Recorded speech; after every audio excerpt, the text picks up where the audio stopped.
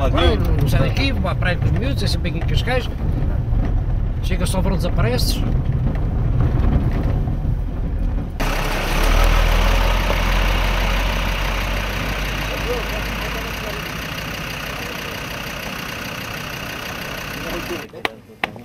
Estamos aqui os três. Pedro. Começar pelo fim, espero que seja, não seja pelo fim, mas que é... Temos que ir para fora se não quer muita confusão. Estamos lá fora. Tens ali o teu chefe de equipa já de jogadores? Está aqui e dizer aqui está na apagada. Falamos aqui só um bocadinho, só aqui um pequeno pormenor, está bem?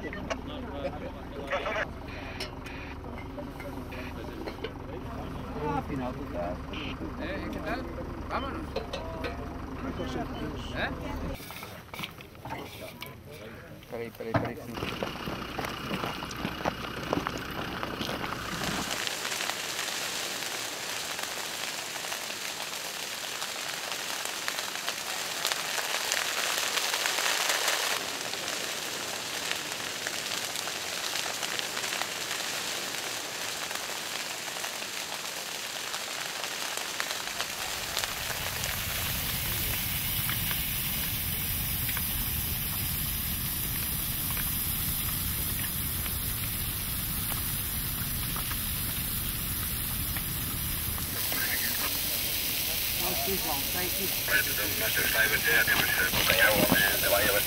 João.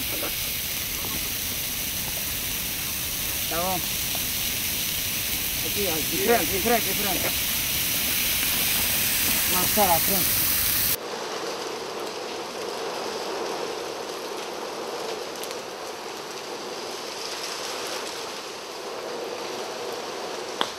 L'objectif principal, c'est effectivement la défense de la forêt contre l'incendie. De toute façon, le feu de forêt, il faut le travailler manuellement. Même si on a de l'eau, il faut toujours le travailler manuellement. Pour maîtriser le feu dans la lutte, parce que c'est mon métier, la compétence requise, c'est la motivation, l'envie de protéger un paysage, une forêt.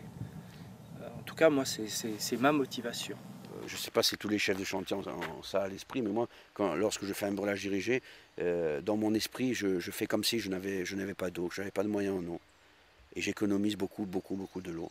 Le brûlage, les brûlages pastoraux, c'est ça. C'est quand on arrête la torche, le feu s'arrête quelques secondes après.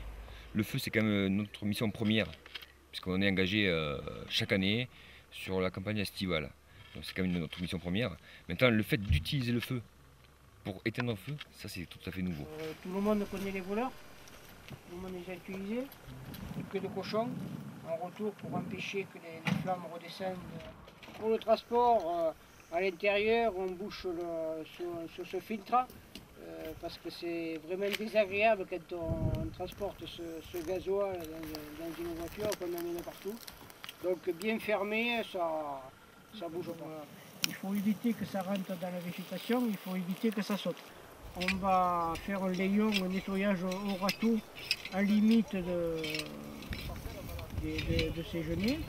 Et après, ensuite, on allumera le long du chemin. Donc, comme vous pouvez voir, si on gratte un peu, je veux dire que le sol il est déjà humide. Et pour nous, c'est un avantage, c'est qu'on sait que le feu ne rentrera pas à l'intérieur.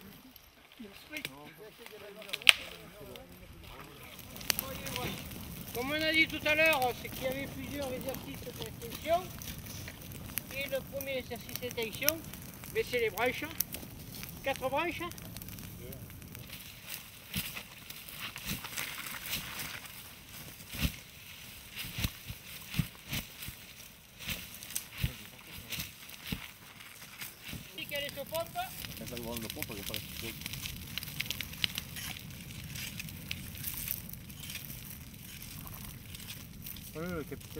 Un brûleur, vous le tenez, que vous le tenez à ça du sol ou à ça, c'est exactement pareil. Et ici, derrière, vous marchez, vous regardez toujours là où vous marchez, derrière ça s'éclaire.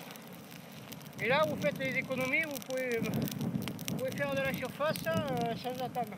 Après, ce qu'on a dit tout à l'heure, c'est par point, on économise. Bon, c'est suivant la végétation. Hein. Ça va là. Là, ça va bouler, ça devrait bouler. Là. Voilà, là, comme ça, descends-le là. Voilà. Voilà, hop. Le brûlage dirigé est une technique qui rentre dans la gamme des techniques de débroussaillement. Il s'agit d'appliquer le feu de manière contrôlée sur un périmètre prédéfini avec un objectif de gestion. On part a priori avec un élément, le feu, qui psychologiquement fait peur, sur lequel on est plutôt dans les tonalités de refus, de lutte, bon, et par conséquent il faut déjà vaincre cette barrière psychologique.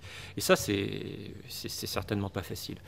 On a ensuite un élément qui peut être mal maîtrisé. Et mal maîtriser cette technique-là, ça ne signifie pas simplement ne pas atteindre l'objectif sur la parcelle que l'on souhaite traiter. Ça peut signifier un dérapage, c'est-à-dire un feu qui échappe. Par conséquent, il y a dans l'utilisation de cette technique un risque. Quand on sait que le feu laisse des traces de type carbonisation, roussissement, autant de choses qui laisse penser qu'on a fortement endommagé le milieu sur lequel on a traité, alors qu'on applique cette technique pour valoriser ce milieu, hein, tout comme les autres techniques, on part avec un handicap. Et ça a été un long travail de recherche pour montrer que le brûlage dirigé était sans effet, ou avec des effets négligeables ou acceptables sur les éléments de l'écosystème que l'on souhaite préserver. En général, ce sont les arbres et le sol. Et les éléments que l'on souhaite réduire, c'est-à-dire pour lesquels on veut avoir réellement un effet dommageable, mais ça on l'annonce en tant qu'objectif, c'est la réduction des strates basses, litières, herbes, arbustes, c'est-à-dire le combustible qui donne toute la puissance au feu.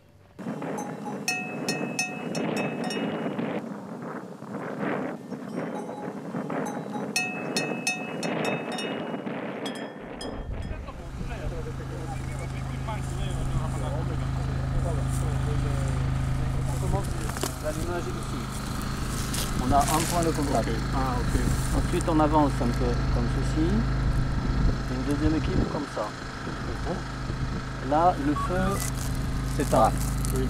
Le feu fait quelque chose comme ça, le front de feu. Toute cette zone c'est un pare-feu qui est tranquille. Okay.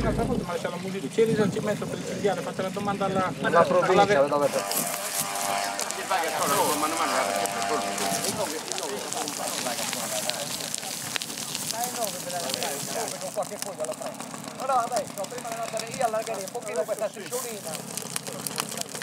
Andiamo ancora? Allargati fino a questa rocca,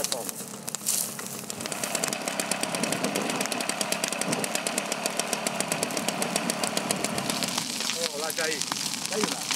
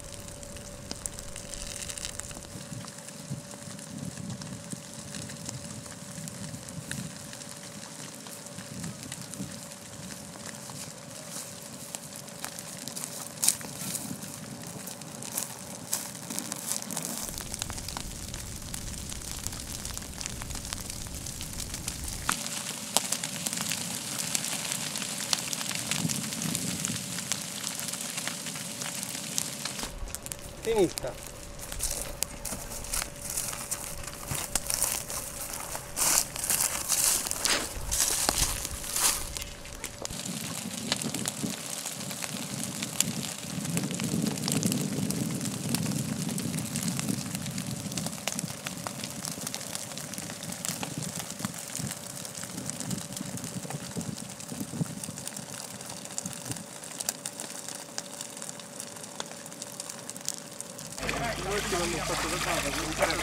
Le bestiame alla beveratoio. Pour travailler avec un confort de travail et la rapidité dans le futur, c'est important d'avoir toujours le croissant de lune dans la parcelle. Le croissant de lune, la mezzaluna. Okay. Toujours d'être avancé plus à l'extérieur qu'à l'intérieur de la parcelle. L'important c'est d'être toujours en confort avec deux points de contact où on peut avoir un problème. Les propriétaires n'ont pas les radios. Ils vont librement avec moins de personnes que nous. Et ils sont intéressés au maximum de vitesse. Pour l'équipe du Corpo Forestal, l'utilisation du feu c'est une école. Il faut apprendre des gestes simples et chercher toujours à anticiper sur le comportement du feu. Quand j'ai commencé à faire le feu, j'ai beaucoup tapé, j'ai beaucoup couru après le feu. Et maintenant je préfère bien préparer les limites et être tranquille. La tradition ici est celle-là. Les propriétaires d'une zone faisaient un accord pour décider chaque jour pour brûler les terrains de l'un, les jours après les terrains de l'autre, et ils travaillaient à partir du 15 août. Capittia da Posalvai su cui le su bestiammene, da che stende già nessi de mezzo chilometro. A ponne fuoco muru sacrificata per esempio a 20 rintetto del terreno, però quando arriva a guardare su fuoco si blocchia. A quale distanza dai su fuoco che vi da su fronte su fuoco non sponimmi finza a 300 metri, 400 metri a fare questa doa, muru e lo blocchimmi, caso fuoco era combattuto con su fuoco puro, non con sa attrezzatura, non con sa scova, come abbiamo fatto sempre. Qu'est-ce que tu vas dire sur les contrefaits dans ce cas? Les 400 mètres de distance sont utiles ou sont en excès? Je pense que quand on a l'expérience du feu, chacun fait ce qu'il sent qu'il faut faire. Pour moi, il n'y a pas de règle, ça dépend du contexte, ça dépend de la perception des choses. L'important, c'est de penser que l'on va réussir. Sur un brûlage, quand ils ont un problème, qu'est-ce qu'ils font? Parce que ça m'arrive aussi. Contro fuoco gli famo sempre. Perché lo fanno così frequente diffuso nell'ornitologo? Per governarlo meglio. Ascolta, ma se vedi bene foto dall'esterno è un caso da problema.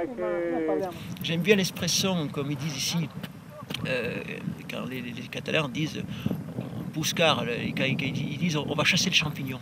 Là c'est pareil, on va chasser le feu. Quoi. On va le chasser, on va l'utiliser au bon endroit. Voilà. Il y a un peu cette relation qui est la somme à la fois de facteurs, on peut dire, objectifs et puis des choses un peu intuitives, sensitives. Ça fait appel au sens. Il y a le contact avec le milieu, le contact avec le feu, puis il y a l'entente, le contexte social et puis les hommes.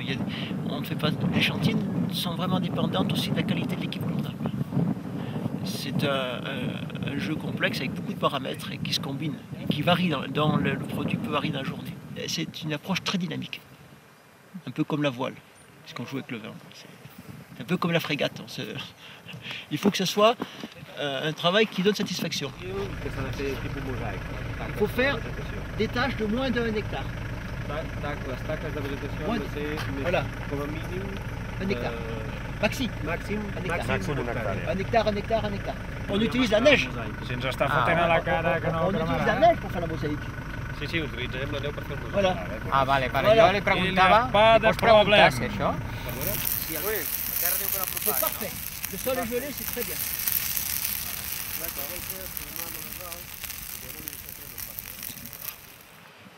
En fait, on essaye vraiment d'aller au bon moment.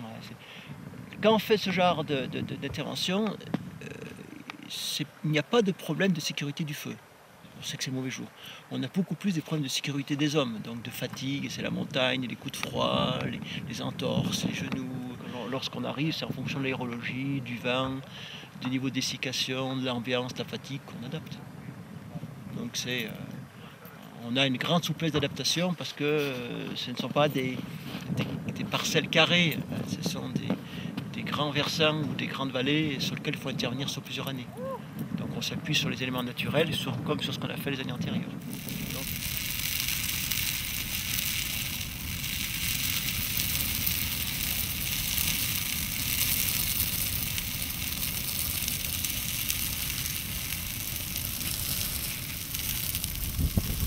Donc là on est sur le bas de l'estive. Il y a une plantation qui a été faite. Elle fait 1600 hectares l'estive. Donc il y a 6 grands blocs. Chaque bloc correspond à 15 jours de pâturage. Et derrière les vaches, on met les chevaux pour finir tout racler. Donc ça monte par étage, ça monte jusqu'à 2000, 2004, ça redescend. Là je crois en bas on doit être à 1400, 1500, on doit être 1500 mètres. En fait on va du montagnard à l'alpin. Donc la partie haute est relativement stable en termes de végétation et on est sur la partie basse qui est en train de se faire coloniser par les pins et les genêts.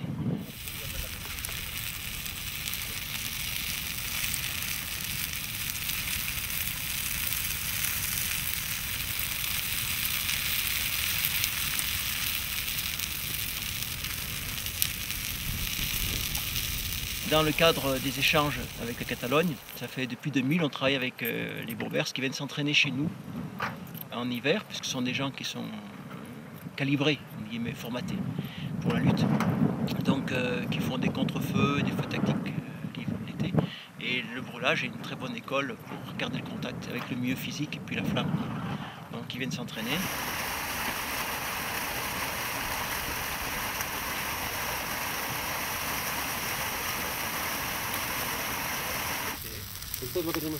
On va essayer de ne pas manger la promesse. Parce que le vent est un peu roulant, il roule. Alors on doit essayer de se protéger en fait en même temps que descendre la brûlure, le brûlage, pardon. Voilà. Jusqu'ici. Et après on va faire exactement le même, la partie haute, en fonction de l'évolution du vent, parce que là en haut, on dirait qu'il y a des autres lignes de vent, des autres directions de vent.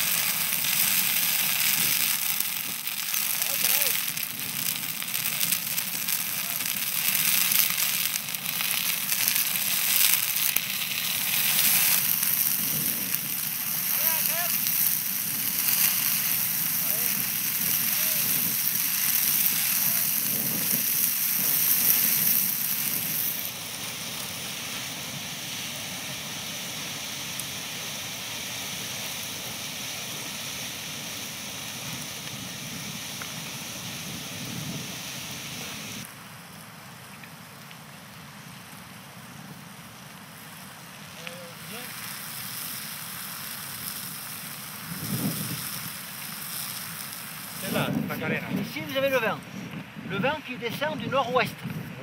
Il faut allumer dans la pente, perpendiculairement au vent. Il y a un premier qui part, qui prend ici et qui arrive là-haut au col. Un second qui allume là, qui court au col. et un troisième et un quatrième. Il faut décaler. Problème. Exactement ce que estamos haciendo. Il ne faut pas se mettre dans la fumée, c'est dangereux. Oui, oui. Il faut pas, il n'y a pas de raison, il y a du bon air. Voilà. Non, non, non. C'est Voilà. l'air de Pyrénées, il est Allez. bon, voilà. Moi, si vous voulez, j'en prends un, ça va? Allez, avec le premier qui vient avec moi. Primero avec moi, allez hop. Allez, un que vagi meglio.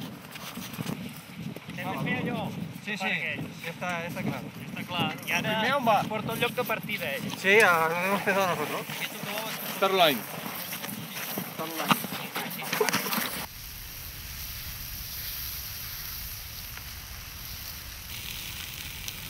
Ah, il va pas rester, notre chou. Et ça a fait des flammes avec un petit genêt de 1 mètre carré. Hein. Pour nous, c'est des arbres très intéressants qui sont la mémoire du feu. C'est un vieux pin qui doit avoir une centaine d'années au moins. Et on voit une cicatrice avec 3 lèvres. La première, la seconde, ici, et la troisième. Ça veut dire qu'a priori, on peut identifier qu'on a eu 3 feux. Donc, c'est pas difficile pour identifier l'âge. On prend une terrière avec une carotte, qui fait une carotte. De l'autre côté, on va jusqu'au la résine qui fonctionne, le cambium qui fonctionne jusqu'au cœur du bois. Et ici, à chaque blessure, on fait un prélèvement. Et par différence, on connaît l'âge. Comme ça, on a trouvé des milieux où sur 180, 150 ans, on a eu 4 passages de feu. Ça permet d'avoir une idée assez précise et objective sur l'utilisation du feu par les populations pastorales. Là, c'est bien, là, on a voilà, les 40%. Alors, on change avec le vent. Le vent a changé avec le moulin. Donc le premier, le second, le troisième. Ja. Vous comprenez? Vale.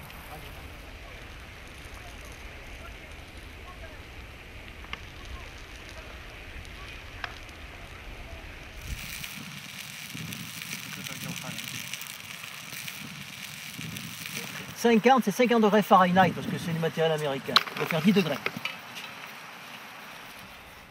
Allez, combien vous dites l'humidité de l'air? Oui. 40, pile. C'est bon. 50, après ça ne brûle plus. En dessous de 30, c'est dangereux. À 10, c'est explosif. Là, c'est des bonnes conditions.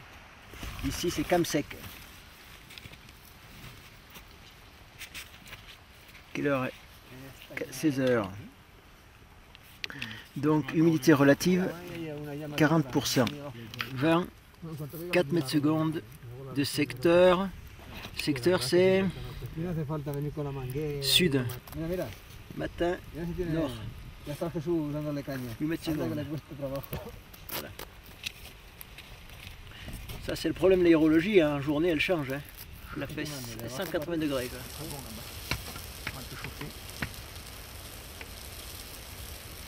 On veut surtout pas faire du tout noir. Donc on veut, sur des grands ensembles de plusieurs centaines d'hectares comme ça, conserver 40% de genêts et avoir des formations en mosaïque d'âges différents. Cette année, je crois que ce serait bien de ne pas revenir sur ce secteur et de changer de quartier. Voilà, dans une grande ligne. Donc tout ça, c'est une planification qui est définie par le plan de gestion. Voilà, on essaye d'intégrer les composantes pastorales et environnementales et paysagères. Bon, aujourd'hui, c'est une très bonne journée. On avait un sol humide, on avait de la neige, un sol voire gelé. Vous avez vu que le feu n'est pas resté. Quoi. Donc on aura un impact très très faible sur les premiers horizons. Et on aura une repousse assez favorable au printemps. Quoi. Voilà, donc c'était des conditions parfaites. Et vous aviez de l'eau? De l'eau pour boire? Non, si jamais il y a besoin, non, pour éteindre. Non, là, si jamais on doit éteindre, on éteint avec la neige. Ou on ne doit pas intervenir. L'idéal, c'est de faire le feu. On arrête d'allumer, il s'arrête. C'est l'allumeur qui fait, c'est pas le feu tout seul. C'est normalement le brûlage, les brûlages pastoraux, c'est ça. C'est quand on arrête la torche, le feu s'arrête quelques secondes après. S'il va tout seul, c'est pas bon. C'est qu'il est libre. Allez, à la voiture, on va attendre. On va mettre le feu tout le long comme ça. Voilà, que ça parte comme ça.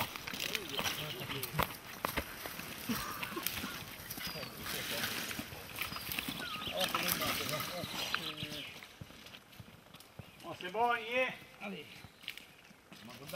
Allez. Bon, con la pompetta. No, la pompetta no.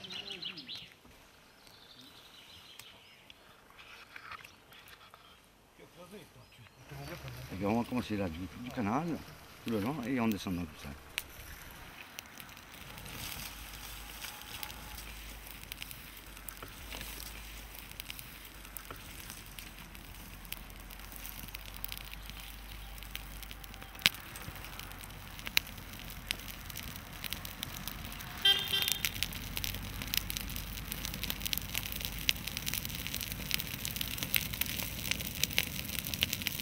Tout le long, c'est la bande de sécurité. Là. On le laisse descendre un peu à 2 mètres et on recommence. C'est un secteur d'Isonne qui plus ou moins est habitué à ce genre d'incinération. Et par rapport même aux gens qui nettoyaient leurs parcelles de châtaigneraies, ils procèdent de cette façon. Dans les forestiers, il y a toujours eu une équipe de volontaires pompiers qui ont toujours pratiqué cette méthode, mais c'était plutôt pour faire des contre-feux, qui n'avaient rien à voir avec ce qu'on fait aujourd'hui. On peut considérer que c'est un chantier qui met le village en sécurité ou... Il a fait ses preuves en 1998, il y avait un incendie qui est parti justement du départ du chantier à 3 km et qui a fait tout le long du canal. Et tout le long du canal, on aurait dit que c'était un couperet. Il s'arrêtait carrément à la hauteur du canal. Donc par rapport à ça, les gens du village ils savent très bien que c'est quelque chose d'important pour le village.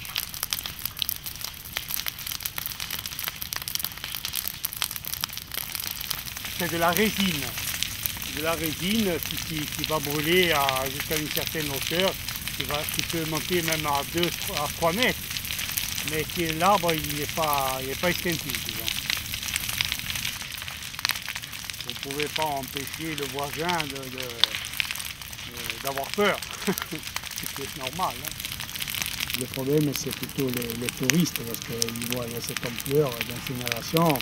Automatiquement, ils vont à la gendarmerie, il y a le feu, c'est logique, il n'y a rien à... Au contraire, heureusement, c'est bien.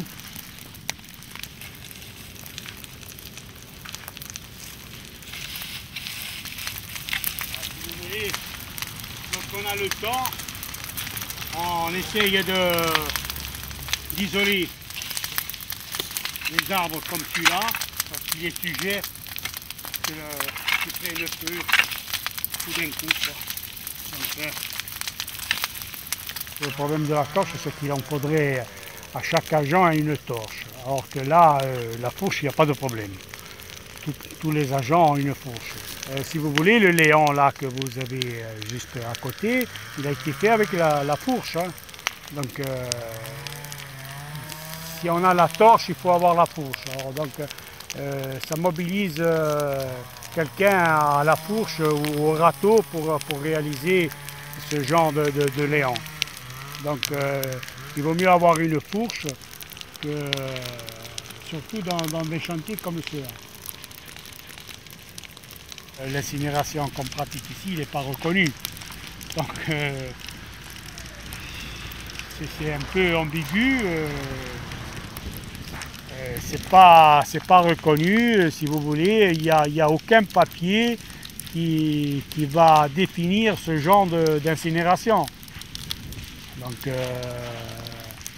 on est obligé de faire au plus pressé pour que ce soit vite fait et qu'on puisse aller sur un autre chantier. Mais la meilleure façon, c'est celle-là, de laisser, parce qu'on a la possibilité, avec le tapis d'aiguille qu'il y a, de pouvoir laisser libre. Et petit à petit, comme vous pouvez le constater, ça descend à la départementale. Là maintenant, on va commencer à s'élargir un peu plus. Et là, la chaleur elle sera moindre. Hein. Et là, ça chauffe. Hein.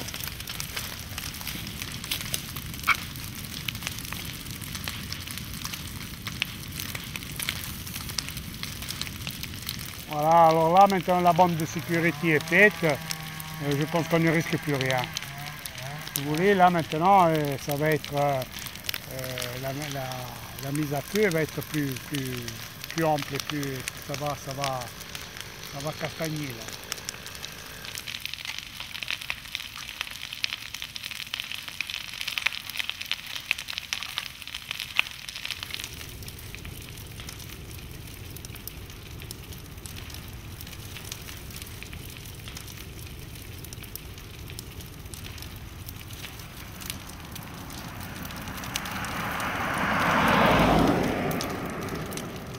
Ces sapeurs, ils travaillent surtout en feu de forêt.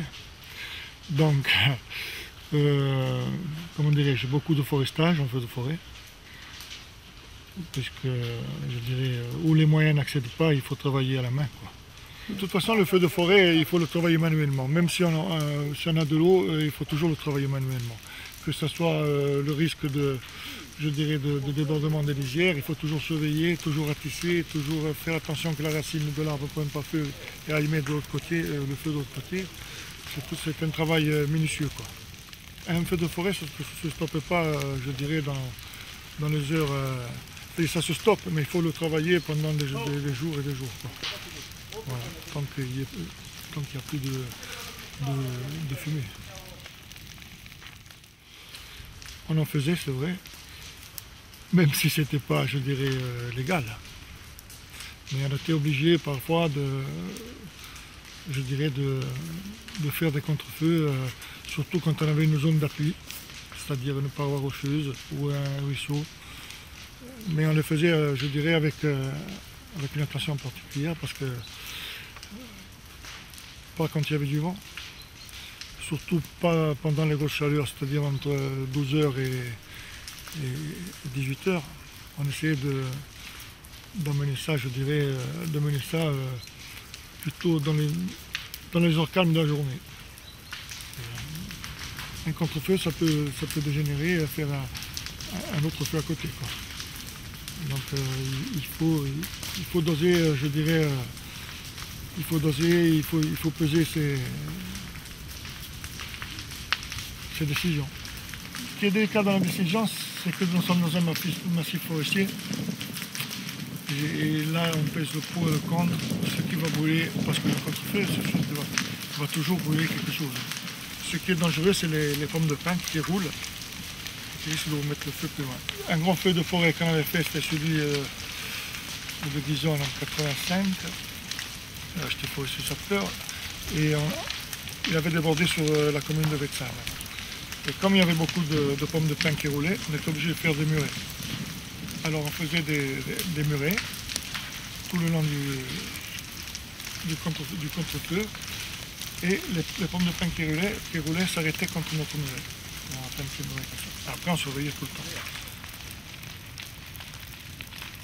Si on peut faire un brûlage de façon à ce que le fond de feu qui monte tape dedans et s'arrête, ça s'arrête net. Si on arrive à contrôler le contre-feu que l'on fait, quand il se rend compte, ça s'arrête net, ça stoppe, ça baisse d'intensité d'un coup. On le fait, mais à l'aide, je dirais par exemple, si le feu monte en bas, on va brûler une portion sur la route, mais avec les camions qui surveillent ce que l'on fait. Plus maintenant, plus nous maintenant. Mais les équipes spécialisées le font. C'est plus comme avant, à l'époque, quand il y avait des feux de forêt, il n'y avait pas beaucoup de pompiers, et c'est sûr qu'ils travaillaient à la pelle, à la hache, il n'y avait pas de tronçonneuse, et ils mettaient le contre-feu. Voilà. Contre-feu, toujours pour rejoindre le front de feu, quoi. Et c'était toujours calculé. Par rapport au vent, je dirais aux brises, il faut tout calculer. L'hydrométrie du terrain, la sécheresse. Vous avez des vents forts, et vous avez la brise descendante le soir, et la brise montante le matin. Voilà. Donc, par rapport au relief où vous êtes placé, vous savez, ici c'est surtout une dominance ouest-sud-ouest, le vent. On sait que les feux qui partent de Guizon, ils finissent toujours au même endroit. Ils font toujours le même circuit par rapport au vent.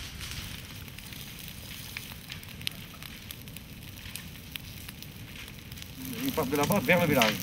Et après, ils descendent, comme en 70. Il n'y avait pas de pare-feu. Ouais. 70, il n'y a rien. Et bien, le feu est parti toujours de là-bas, il a sauté, il est monté là. Il est allé jusqu'à Louvre-des-Nas, c'est la crête de Louvre-des-Nas, Cousinas. Il est allé jusqu'à Bessane, sur la crête de Buvario. Pendant un mois, on a eu le feu, en 70. Cette année-là où la commune Toute la commune a fermé. Juste le tour du village qui a été sauvé. Il y a des endroits où les pompiers, les anciens, mettaient le contre-feu, le feu descendait et eux, ils ont mis le feu pour l'arrêter. Lorsqu'on met un contre-feu, il ne faut pas mettre le contre-feu comme ça sans savoir où on va. Hein. Il faut voir le sens du vent. Hein. Si le vent descend et qu'on met le feu, enfin, ça ne sert à rien. C'est comme ici. Maintenant, c'est... Où? Allez, allez, allez, allez.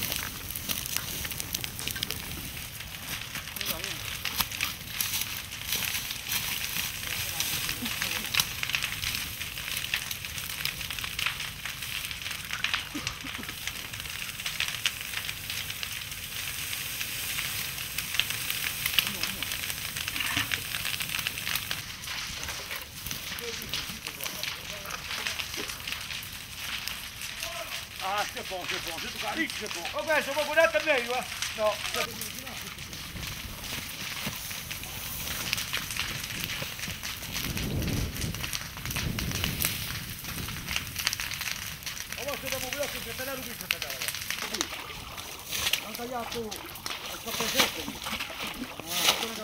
C'est ça, le départ d'un feu, c'est toujours le côté. Comme ça, on peut le contourner.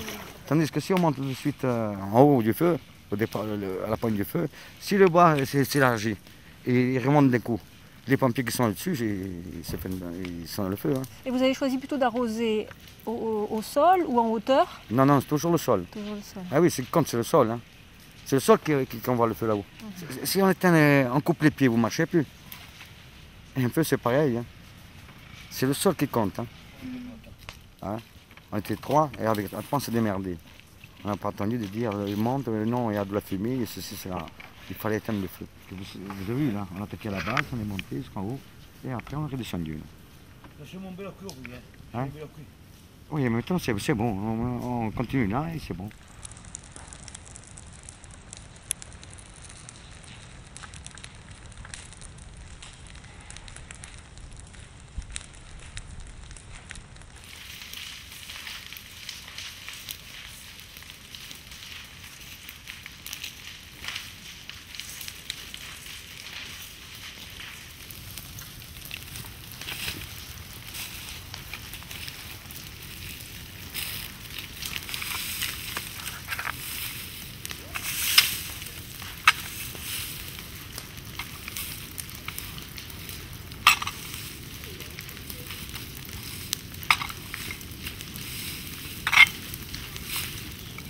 J'espère que dans la présentation de M. Nicolas, il n'a pas oublié de dire que c'était un ancien forestier sapeur. Il n'a pas oublié. Bien.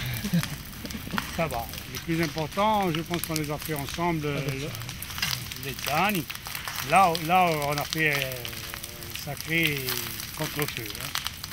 Un sacré contre-feu, bien sûr, avec l'accord du COS de l'époque, mais entre nous, qui n'était pas... officiel. Qui n'était pas officiel. C'est enfin officiel, le contre-feu n'était pas reconnu, quoi, disons. Pas reconnu. Voilà. Donc, mais le responsable du chantier était tout à fait d'accord au contre-feu qu'on devait faire, nous, les forestiers. C'était un sacré incendie et il descendait vers le village. On s'est renseigné, parce qu'il y avait aussi des forestiers de Vessane. On s'était renseigné s'il y avait un chemin, s'il y avait une piste ou quoi. Et il nous avait indiqué qu'il y avait un petit chemin de muletier. Voilà. Et à partir de là, on a ratissé avec les râteaux et tout s'enfuit, quoi. Et voilà, et on a mis le feu, le contre-feu qui est allé vers l'incendie et qui a arrêté le village. Ça s'est bien passé. D'ailleurs, les Canadiens, voyaient, voilà. Ils venaient nous larguer dessus. Et voilà, et le COS, il ne pouvait pas expliquer aux Canadiens comme quoi que c'était... Il disait qu'il a des mises à feu. Oui, c'est normal. Mais à un moment donné, il lui a dit, c'est une mission spéciale, après il a compris. Il a compris, mais bon. Là maintenant ça commence à passer. Ça passe parce que c'est voilà. réglementé. Parce que voilà. Moi, il y a un officier du SDI qui m'a dit, alors, qu'est-ce qu'on pense si on mettait sur l'ordre d'opération le contre-feu.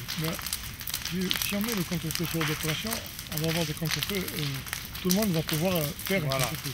Donc ça risque de dégénérer, parce qu'un contre-feu, ça se gère. Il faut pas, tu as raison. Et finalement, on a installé 2 équipes spécialisées. C'est du volage dirigé qui, eux, connaissent, je dirais, avant d'intervenir, calculent tous les risques. Le feu de forêt, ça se travaille mieux la nuit que pendant la journée. Ouais.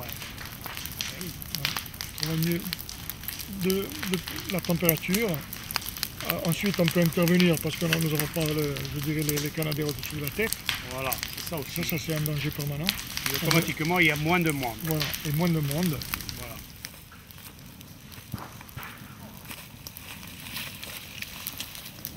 Pourquoi vous avez choisi la torche là à ce moment? Parce que, disons que là, c'est plus difficile. Il y a moins de pain. Automatiquement, le tapis n'est pas le même. Il y a plus d'herbe. C'est plus difficile à faire avec la fourche.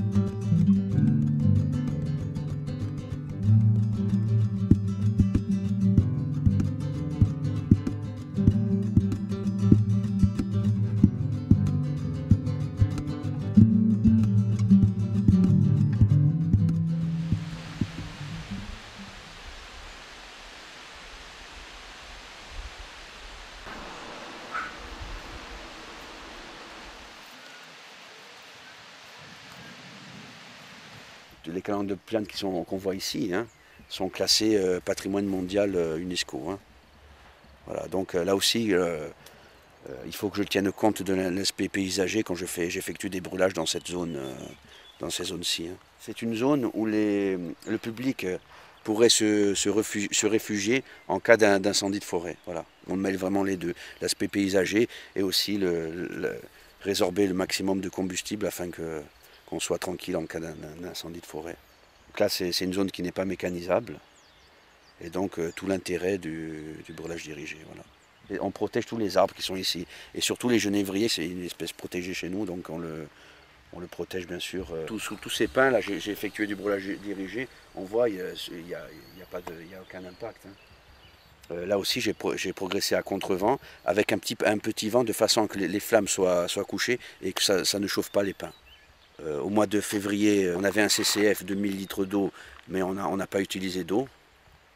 Et au mois de juin, on avait un 6000 litres avec 2000 litres. Et on a travaillé simplement en lisière. On a noyé un petit peu la lisière ici et on a dû utiliser sur ce chantier-là 2000 litres d'eau, pas plus. Lorsque je fais un brûlage dirigé, dans mon esprit, je fais comme si je n'avais pas d'eau, que je n'avais pas de moyens en eau. Et j'économise beaucoup de l'eau, de façon à pouvoir... c'est ma façon de travailler. Voilà. Pour conduire un bon brûlage dirigé, pour moi, c'est d'utiliser le minimum d'eau en extinction. Voilà. Ça, c'est la bonne conduite d'un brûlage. On est obligé de procéder d'une manière douce. C'est pas une... On procède bien sûr, moi je répète encore, à contre-vent, mais c'est un réallumage par courbe de niveau qui n'est pas. On ne fait pas des lignes bien larges. On laisse vraiment le feu aller tout doucement.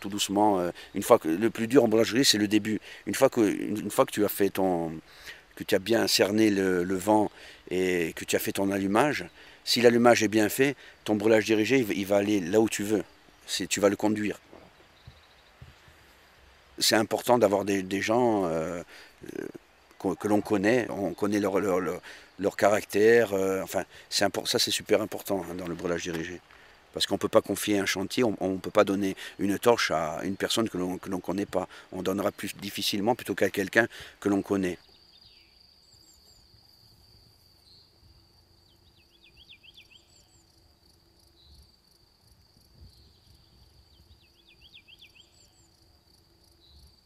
voyez une végétation qui est quand même assez haute en aval de la piste que l'on voit, et en amont, un travail forestier sapeur qui a été effectué. Là, l'objectif a été atteint, hein. La réduction de combustible, elle est visible, et là pour moi, l'ouvrage est déjà efficace, hein. Il faut vraiment adopter une façon de travailler différente par rapport au milieu que l'on rencontre et à la localisation du terrain. Voilà. Parce que là, c'est une méthode un peu plus dynamique du feu. Mais là, ce que l'on a vu un peu plus bas sous les pins, c'est la méthode douce, hein. On allume à contrevent, on laisse descendre le feu, on ne rallume rien derrière, hein. On laisse descendre le feu tranquillement, et puis on l'arrête, on peut arrêter le feu même sans eau à l'aide d'un râteau, hein.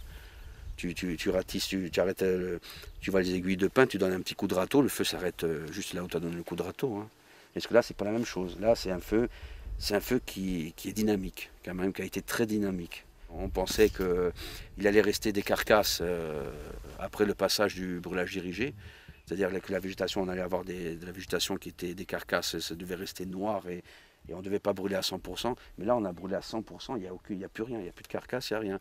Parce qu'on a attendu vraiment que la végétation soit très très très sèche. C'était des rémanents qui étaient laissés par terre et c'était assez compact.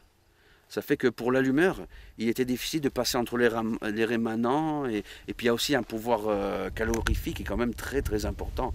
Parce que là, quand on a brûlé tous ces rémanents par terre qui étaient extrêmement secs, il y avait un rayonnement, un pouvoir calorifique qui était quand même supérieur à un brûlage d'herbes sèches ou un brûlage de végétation sur pied quand même. Le brûlage sur rémanent, ça chauffe pas mal le sol. Et donc on a toujours peur qu'il y ait un impact sur le sol. Et ça peut être l'impact sur le sol, ça peut être aussi le phénomène d'érosion, si le sol, si ça ne repousse pas, alors après il y a les puits, il y a un phénomène d'érosion, et on ne veut pas abîmer le sol non plus en faisant du brûlage, hein. Et là, j'ai constaté que là, en fin de compte, au contraire, ça a favorisé la repousse d'herbes. Donc le sol, il n'y a pas eu de problème par rapport au sol, hein. Pour la conduite d'un brûlage dirigé dans ce secteur-là, on va progresser comme dans tous les brûlages dirigés, c'est-à-dire à contrevent. Il n'y a pas d'arbres, il n'y a pas de difficultés techniques de conduite ici sur ce chantier. C'est une opération qui doit se faire dans des conditions très sèches. Et donc là, il y aura, en termes de surveillance, il faudra quand même être vigilant.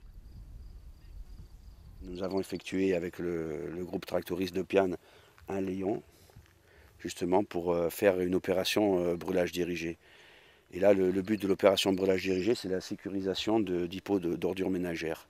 Et donc, je compte brûler sur cette zone-là la deuxième quinzaine du mois de juin, parce qu'il faut que la végétation soit, l'herbe sèche, soit vraiment sèche, hein, on peut pas, pour qu'il y ait un bon résultat. Je vais brûler 10 hectares autour du dépôt d'ordures ménagères.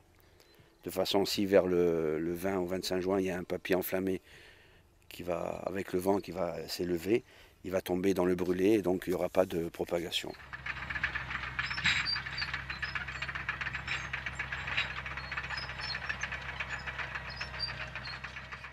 Le brûlagerie se fait en plusieurs phases, hein.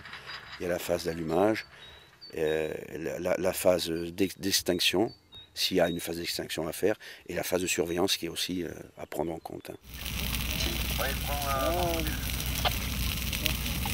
Il lève comme il était prévu là, donc ouais. Il a vu tout à l'heure. Ah, tiens, bon, au moins il va être bien.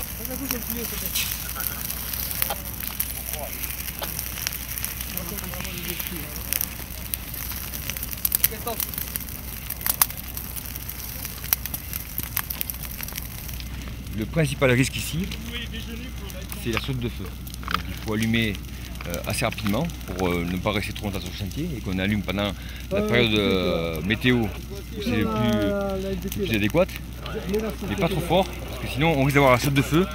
Et si on a des bandits qui tombent sur des escarbilles qui tombent sur des portions très sèches, on peut partir. Eux sont là pour la sécurité justement. On a un lion qui est quand même assez large, on a des personnels avec une lance qui sont en mesure justement d'intervenir. Toute la lisière derrière, c'est bon.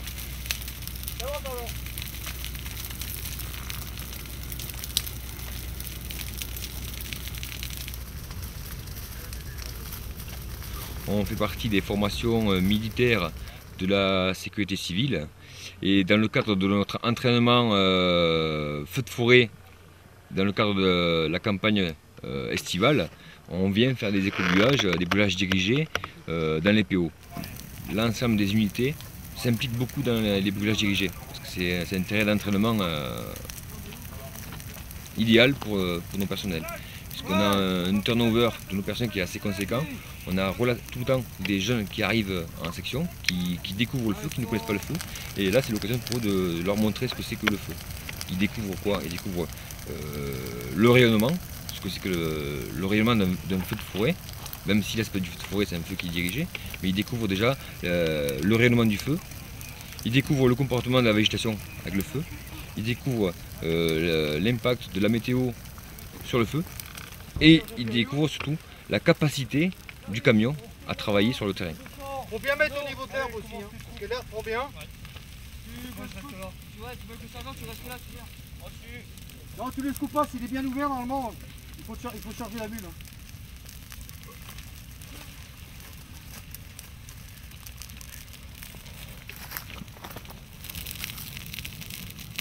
Ce que tu fais là, tu as un chemin de biquette, tu l'allumes là, tu montes et puis après tu redescends dès que tu peux, d'accord?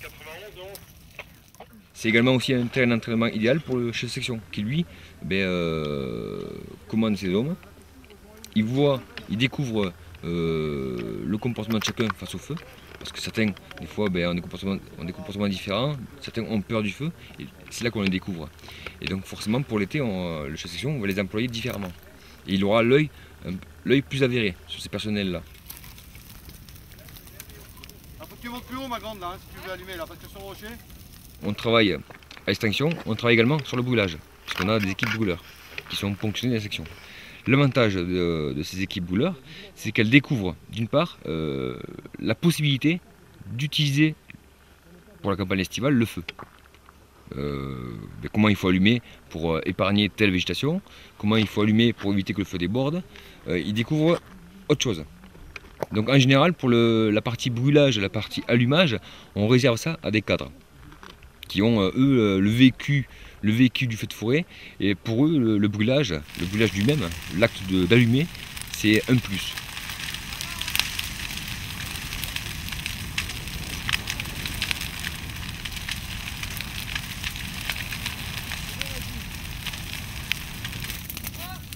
Tu es au taquet là? Alors, elle est au taquet? Une fois que tout est sécurisé, lion effectué, établissement posé au sol et équipe commando Ratorich positionnée autour de la parcelle, on va commencer à allumer à partir d'un point précis de la parcelle pour qu'on ait un feu non virulent et qui progresse tranquillement à la recul. Et on fait des allumages successifs qui fait que le feu vient toujours embuter sur une zone qui est sécurisée soit par nos gars, soit par le brûlé qui était fait avant. Et au fur et à mesure, on allume et le feu vient toujours embuter sur le brûlé. Ce qui au final, on a un feu qui est dirigé, mais en plus on a un feu qui n'est pas virulent et qui a un impact moins néfaste sur le sol. Le but, c'est que le feu ne rentre pas dans le sol. Parce que dans ce cas, on a un effet qui est proche d'incendie et dans ce cas, on stérilise le sol. On ne brûle pas pour le plaisir de brûler uniquement, on brûle parce qu'il y a un besoin. Il y a un besoin, là c'est du pastoral essentiellement. On connaît un peu les objectifs et puis le but c'est pas d'abîmer l'environnement. Le feu c'est quand même notre mission première, puisqu'on est engagé chaque année sur la campagne estivale. Donc c'est quand même notre mission première. Maintenant le fait d'utiliser le feu pour éteindre le feu, ça c'est tout à fait nouveau. L'intérêt du feu tactique pour nous, c'est d'éviter de prendre des risques à aller dans le vert et directement d'allumer du bas. La section, elle, prend appui donc sur ce qui est allumé, donc sur la partie qui est brûlée, et on sécurise le tout. Et le second avantage, c'est que le fait d'allumer à partir d'un point d'appui, comme une piste, par exemple si j'allume ici, imaginez j'ai un feu qui descend assez virulent, plutôt qu'envoyer les gens au contact du feu ou de rester ici en attente, eh bien on allume en partie point d'appui de la piste et effectivement là on aura d'une part un feu qui sera moins virulent à partir de la piste, un feu qui au lieu de venir partira, s'éloignera, et surtout on n'aura pas le facteur stress dû à l'attente. Les gens qui sont en statique, ben, ils subissent le feu. On allume, c'est du dynamique, là c'est l'inverse.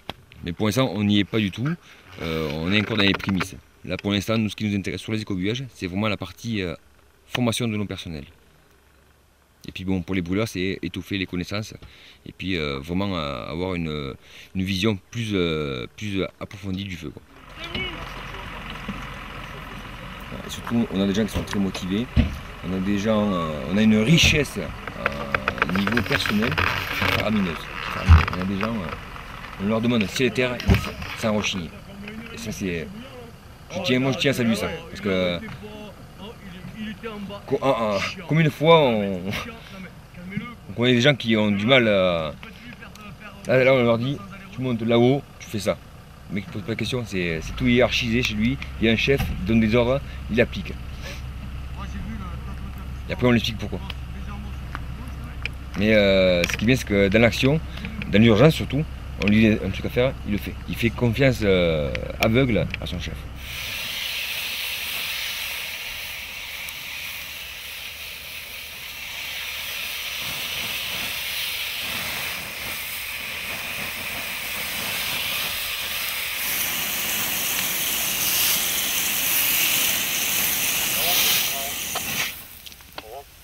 Ben là, en fin de compte, j'ai traité tout le brûlé sur 1 mètre pour éviter que ça reprenne dans la partie verte qu'on a dans notre layon qu'on a fait.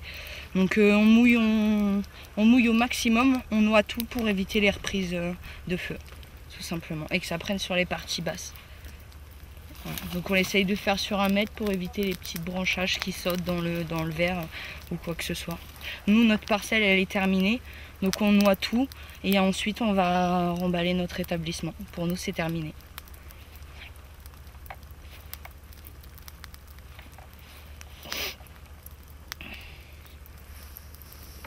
Sentir le feu, c'est particulier. Sentir le feu, c'est pas du jour au lendemain qu'on sent le feu. Pour sentir le feu, il faut y être confronté régulièrement, d'une part. Et ensuite, c'est chacun sent le feu comme il le sent. Certains, surtout chez des jeunes chez moi, certains, au bout de 5-6 ans de campagne, toujours n'ont pas ressenti le feu. Et là, on a un risque. Si on met des gens comme ça sur du brûlage, notamment sur le feu tactique, on a des risques à ce niveau-là. Donc le but, c'est justement d'identifier des gens qui sentent. Et des gens, il y a des gens qui ont fait 5-6 années de brûlage et qui, au final, n'ont toujours pas acquis la technicité. Ils l'ont peut-être, mais ils n'ont pas le sens. Donc d'une part, c'est dû à la personne, et d'autre part, c'est dû à l'expérience.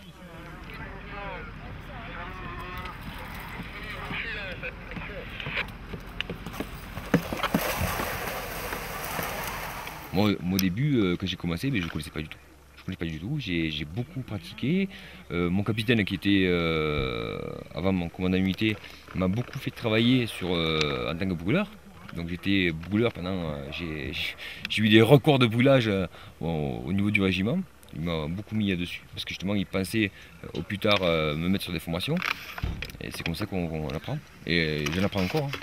On n'a jamais le savoir absolu sur le feu, jamais. Et on progresse tout le temps. Et plus ça va, plus on est à l'aise, mais il faut toujours garder en question le risque qui peut déraper. Et il faut rester humble, c'est tout. On n'est pas les maîtres du feu, quoi. Une colonne, c'est un gym.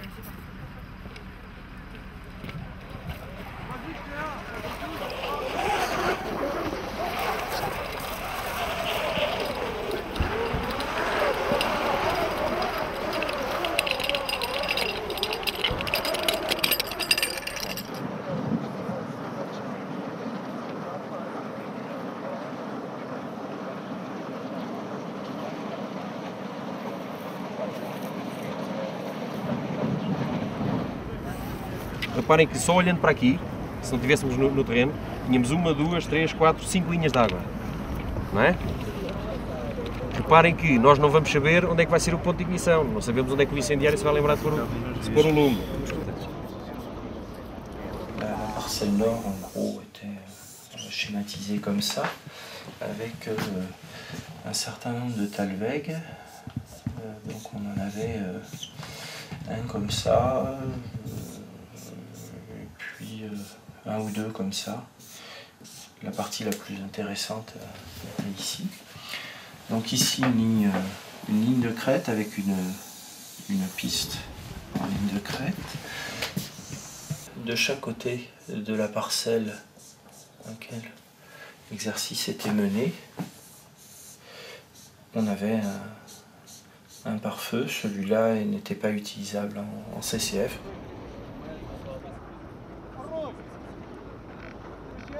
On avait un vent qui était grosso modo comme ça.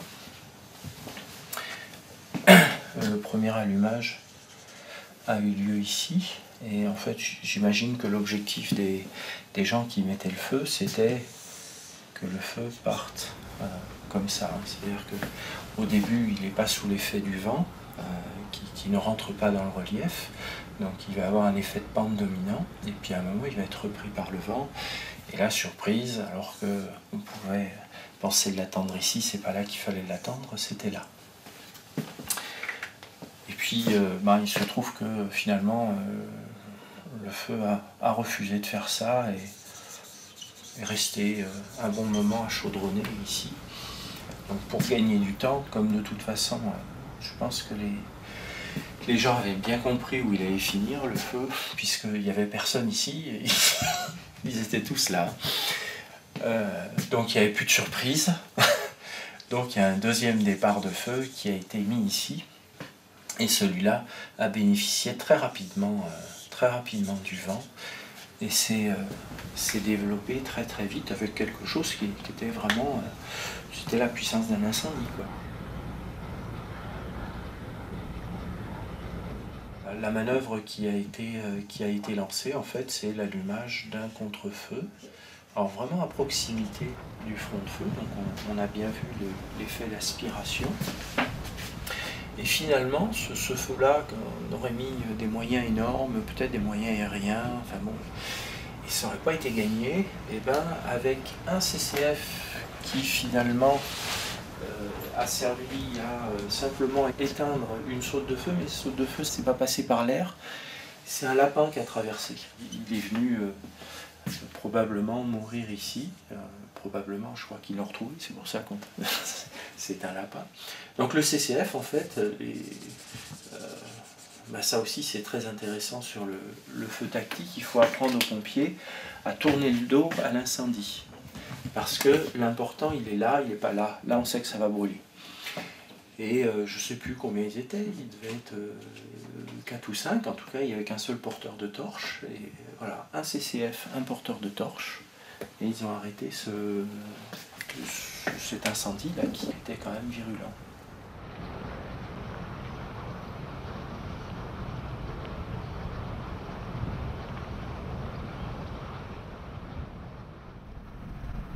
La vida en la cafetera, esta dinámica de día a día.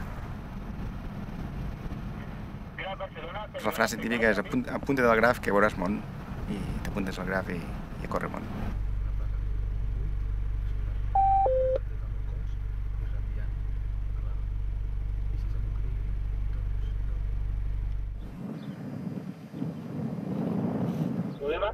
I a l'altre trigaran uns 20 minuts, mitja horeta en arribar-hi. Representa problemes l'altre o no? No ha fet cap valoració, però bueno, semblen molt tranquils. M'imagino que deu ser poca cosa també. És un treball lligat a la meteorologia i a l'efecte de la meteorologia sobre la vegetació i el pas de les estacions, i per tant això mana. No és el mercat qui mana, sinó que és simplement el ritme de les estacions qui mana. Canvia el Macreu per a Pulaski.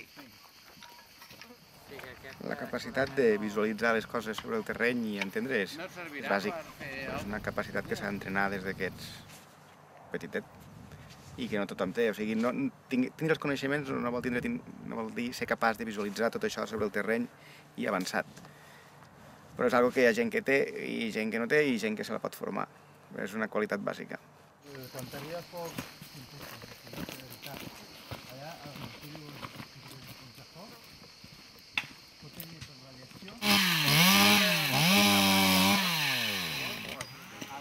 So in case we have a fire with no access to the engines, with the water, we will work with helicopters dropping water and us digging lines using old trails or rocky patches, digging a line free of fuel, and we will wait for the fire to be close to that line and then light fire and do a burnout from that line.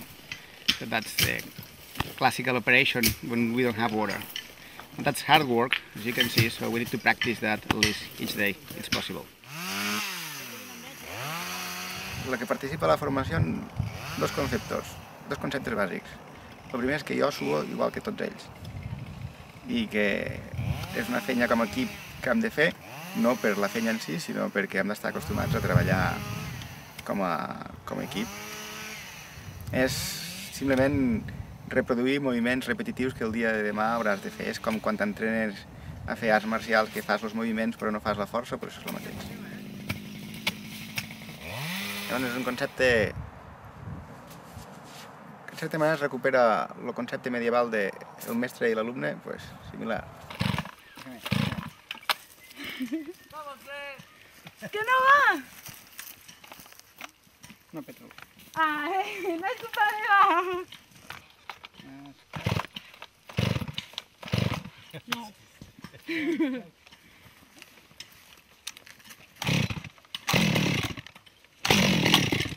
Más.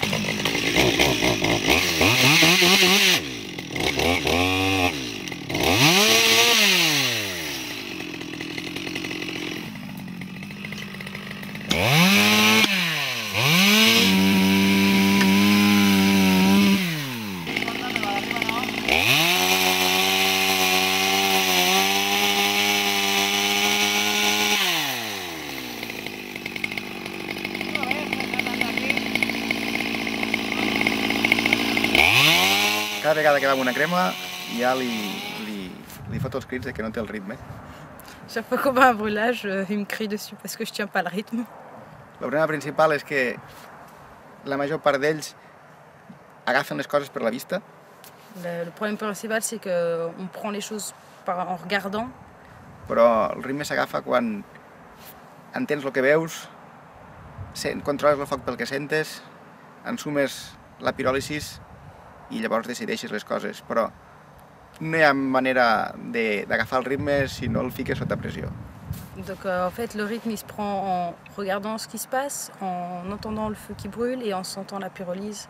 Et non pas seulement en regardant, juste comme ça. Et donc le seul moyen de prendre le rythme, c'est qu'il y a quelqu'un qui nous mette la pression. Si no hi ha pressió, ells confien que hi ha algú que controla la situació i no passa res. Et s'il n'y a pas de pression, nous on a l'impression qu'il y a quelqu'un qui contrôle à notre place et du coup... Quan els hi donguis la pressió, la responsabilitat i estiguin en una situació realment complicada, els sentits despertaran.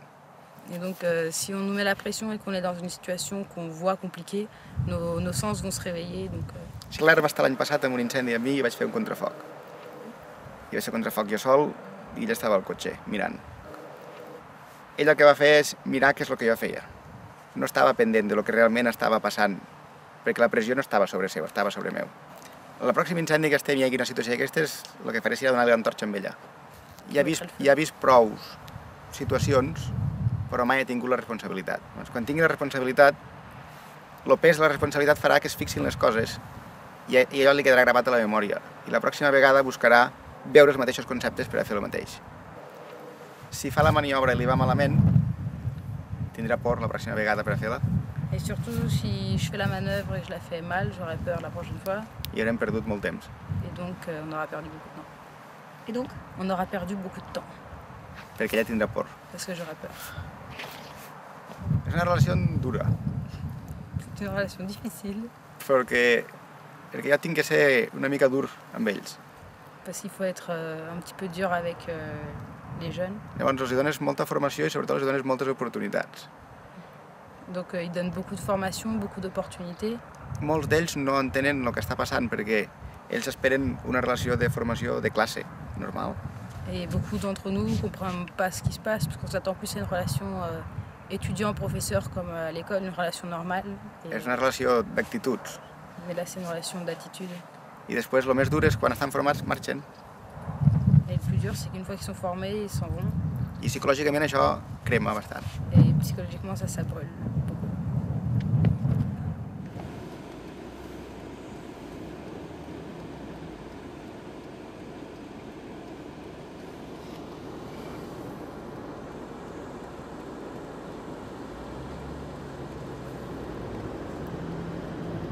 Qu'est-ce qui va décider l'intervention du GAO?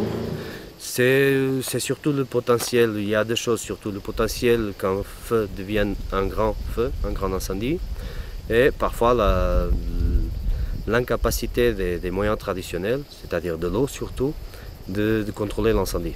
Donc c'est d'un côté la périllosité de l'incendie, d'autre côté le dépassement de la capacité de lutte avec l'eau.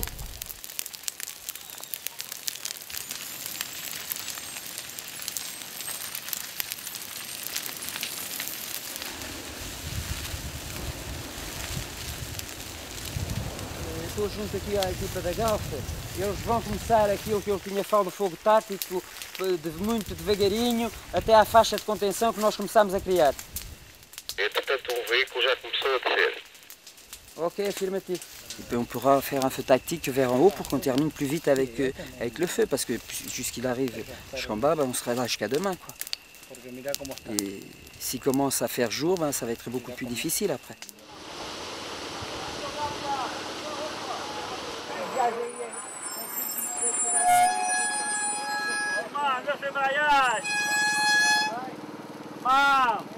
On dépense beaucoup de moyens souvent à attendre que le feu arrive pour lutter avec l'eau. Quand on travaille avec le feu tactique, on peut anticiper. On peut faire une ligne de 4 ou 5 km, parfois 20-30 minutes, et dans la même ligne, on pourrait attendre toute une nuit pour que le feu arrive au niveau de la route et pour qu'on l'élimine avec de l'eau. Là, on gagne beaucoup de temps déjà. C'est surtout choisir le bon moment et souvent on doit travailler surtout avec des feux intenses et qui se déplacent très vite avec l'appui de l'eau. Donc l'appui de l'eau déjà pour nous protéger un peu et l'appui de l'eau disons pour éliminer les sauts de feu qui peuvent être provoqués par notre feu et par l'autre même de façon qu'on ne reste pas entre deux incendies, disons, deux lignes d'incendie. On peut avoir des conditions, on peut faire un contre-feu sans eau mais c'est encore plus difficile. L'école française et l'école portugaise, c'est une école où la priorité dans un incendie, c'est la tête de l'incendie. Il y a une certaine logique dans ça, c'est empêcher au plus vite que possible la progression, parce que la progression la plus vite, la plus dangereuse, ça se fait sur la tête. Donc il y a toute la volonté d'empêcher cette progression dans la tête de l'incendie. Ce qu'il y a souvent, c'est que c'est très difficile parfois arrêter une tête d'incendie. Donc des incendies très intenses qui se lèvent très vite, il faut dire que parfois c'est impossible. Donc on déplace tous les moyens pour une tête d'incendie qui effectivement ne font rien. Ils ne font que se déplacer, qu'essayer d'être toujours en avance du front d'incendie. Et chaque fois qu'il arrive, il faut 100 mètres ou 200 mètres avant qu'il se déplace à nouveau pour le front d'incendie. Et ce qu'il y a souvent, c'est qu'on a des changements de direction de vent, par exemple, entre la journée et la nuit, quand on passe des vents très forts. Et pendant toute une journée, on a oublié, disons, on a négligencié toutes les zones qui étaient faciles à éliminer. Donc en essayant toujours de prendre la tête. Donc parfois, on doit avoir le sang-froid pour se dire la tête, on ne va pas la prendre. Et ça ne vaut pas la peine de mettre tous les moyens pour faire une mission impossible. Donc on va s'occuper de ces parties-là parce que le lendemain ou la nuit, ces parties-là qui maintenant sont faibles peuvent devenir la nouvelle tête de l'incendie. Et peut-être la tête qui était avant peut devenir un flanc, facile à contrôler. Donc c'est ce genre il faut avoir la connaissance suffisante pour évaluer ce genre de situation.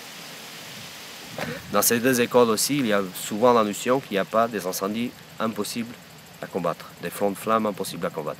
Effectivement, il y a des fronts de flammes qui sont complètement impossibles à combattre.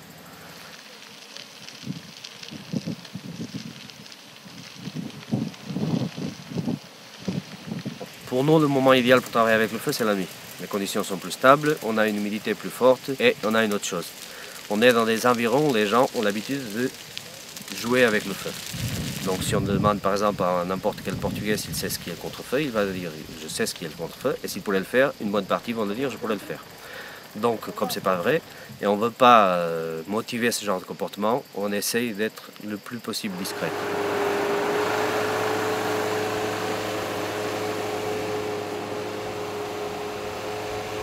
GRAF és una part del cos de bombers i es crea dins del cos de bombers com a element específic del cos de bombers per a treballar amb incendis forestals que estan fora de l'abast normal de l'extinció perquè són massa ràpids o perquè són massa intensos. Hi ha molts incendis que els GRAF treballen igual que la resta de bombers, sense cap diferència. però en principi l'objectiu bàsic és anar a tots els incendis per agafar experiència. Del 1830 fins al 1950, bàsicament tot el país va ser conreat, va passar a ser un país que era amb un 40% forestal, amb un país que era un 5% forestal només. Llavors han sigut quasi 5 generacions sense coneixement de foc. Llavors una de les raons principals és tornar a recuperar la cultura del foc, de la capacitat de conviure amb els incendis sense que això impliqui destrucció.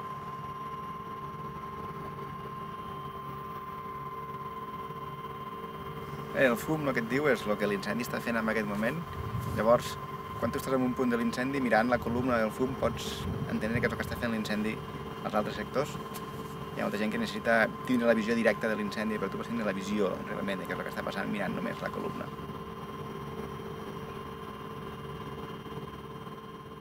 El que determina si el graf farà una maniobra amb foc o amb manuals o no és el comportament de l'incendi.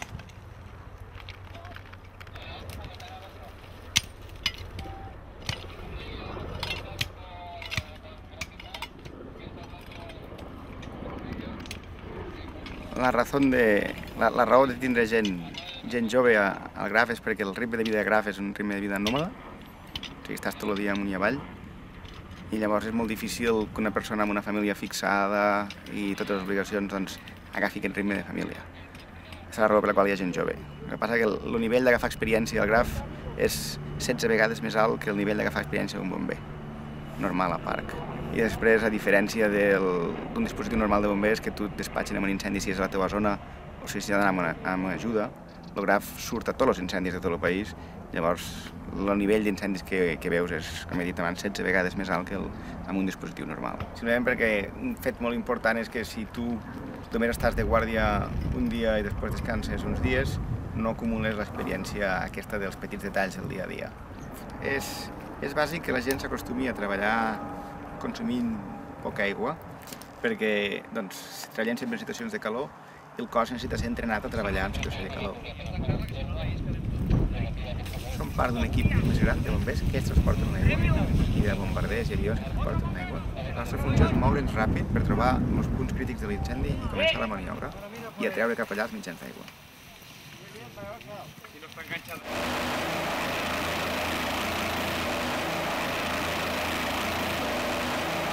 Val fer una maniobra, si l'aigua arriba, doncs perfecte, i si no arriba, seguim aguantant fins que arribi.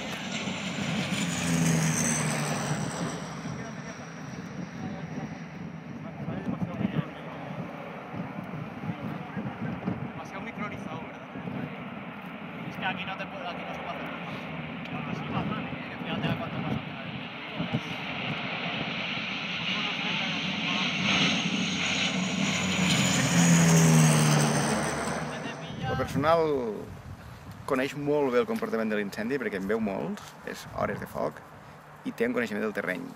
Però aquest mite de que cada terreny té els seus incendis és un mite real, però és la part superficial del coneixement. Quan tu tens només el coneixement visual de les coses, doncs necessites... Cada terreny té el seu incendi. Però tu coneixes realment la causa d'aquest comportament real, llavors tu pots moure diferents terrenys. O sigui, tots els rius del món són diferents, i els rius dels Alps són diferents dels rius dels Pirineus, però l'hidrologia del riu és la mateixa. Llavors amb un incendi és exactament igual. El concepte de déjà vu vol dir que ja he vist això abans. O sigui, si jo estic a l'incendi de diumenge passat i veig que l'incendi llança focus secundaris a 300 metres de distància, això ja ho he vist. I quan surt un incendi 3 dies després, els bombers arriben i queden sorpresos perquè diu l'incendi saltarà 300 metres i saltarà a la carretera, segur? Tu dius, sí, jo sé que saltarà a la carretera perquè diumenge un incendi similar, en condicions similars, ja ho va saltar. Per tant, aquest d'avui és possible que ho salti. I això et permet avançar dels esdeveniments, perquè no només pots simular i saber què passarà, i no només has d'esperar a veure què és el que fa per dir, doncs passa, ja ho has vist abans amb un incendi similar, en lloc similar, per tant, ja pots dir què passarà i preparar l'estratègia. Sí, la gent tendeix a mirar les flames i dir això és l'incendi. No, les flames és la resposta a tots els factors que ja estan en joc. Llavors tu has d'entendre quins són els factors importants i a partir d'aquí podràs preveure què faran les flames. Quel progrès le graphe peut faire encore? És un progrés una mica difícil d'acceptar, però l'evolució del graf és desaparèixer. Vull voltar. Perquè tota la formació graf l'ha d'assumir tot el cos de bombers. Et ben, ce qu'on voit, c'est un écobuage tout à fait normal, même s'il va peut-être devenir spectaculaire au fil du temps, puisque là c'est simplement la phase d'allumage. Donc c'est une pratique traditionnelle dans les Hautes-Pyrénées. C'est même le feu qui a façonné les Pyrénées, hein.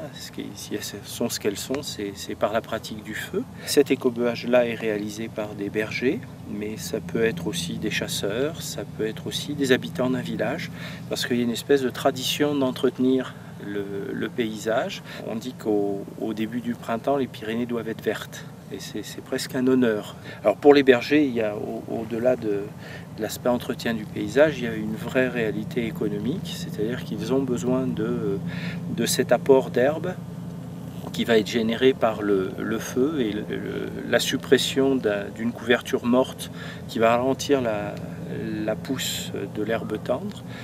Et puis aussi, le feu amène un engrais, va un peu doper la végétation.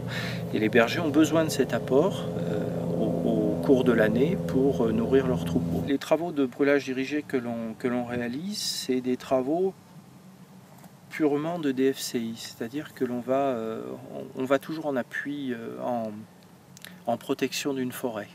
C'est une pratique très cousine des éleveurs. Alors on a plus de moyens, on n'est pas aussi bon qu'eux encore, hein. Eux, avec très peu de moyens, ils font quand même des gros chantiers. Nous, on débute, on apprend, on fait les choses un peu différemment. On a la quasi-obligation de pas avoir d'accident. Et c'est bien, c'est notre rôle. Mais le fait d'avoir cette espèce de complicité dans la technique, c'est assez important. Et finalement, le fait de réaliser soi-même des brûlages dirigés, on a une vision plus rapide de la situation réelle d'un écobuage. On sait rapidement si quelque chose se passe pas bien ou si ce que l'on voit a beau être spectaculaire, ça ne pose aucun problème de sécurité. L'incendie de végétation, c'est par rapport aux autres incendies, c'est quelque chose qui se déplace. Et donc il y a toute une tactique qui doit être mise en œuvre, qui est très intéressante. C'est aussi, plus que pour les autres incendies, la nécessité de bien connaître le feu, bien connaître son comportement et de prévoir à l'avance. L'anticipation, sur un feu urbain, on anticipe à quelques dizaines de minutes. Là, on peut anticiper à 4, 5 heures, 6 heures, c'est pas 2 fois la même chose. Toujours, même si on a fait 2 fois un incendie au même endroit, il s'est quand même passé des choses différentes, même si dans les mêmes conditions, théoriquement, tout doit se passer de la même manière. C'est quand même plus complexe que cela. Et il y a plein de petites subtilités. Et les autres interventions, c'est un point de vue personnel, sont plus répétitives. C'est une école permanente, c'est aussi l'école des claques. On dit que le feu de forêt, c'est l'école de l'humilité. Et effectivement, il faut rester assez humble, quoi. On utilise le terme maître du feu.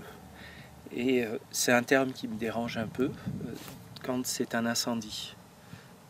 On n'est pas maître d'un incendie, on peut essayer d'être plus malin. Encore qu'un incendie, ce soit pas malin, c'est pas un être vivant, hein, non plus. Mais on est difficilement maître d'un incendie. C'est quand même quelque chose de puissant. On n'est pas maître d'un élément naturel. Alors on peut, comme un navigateur est dans la tempête, on peut être dans la tempête, mais on ne maîtrise pas la tempête.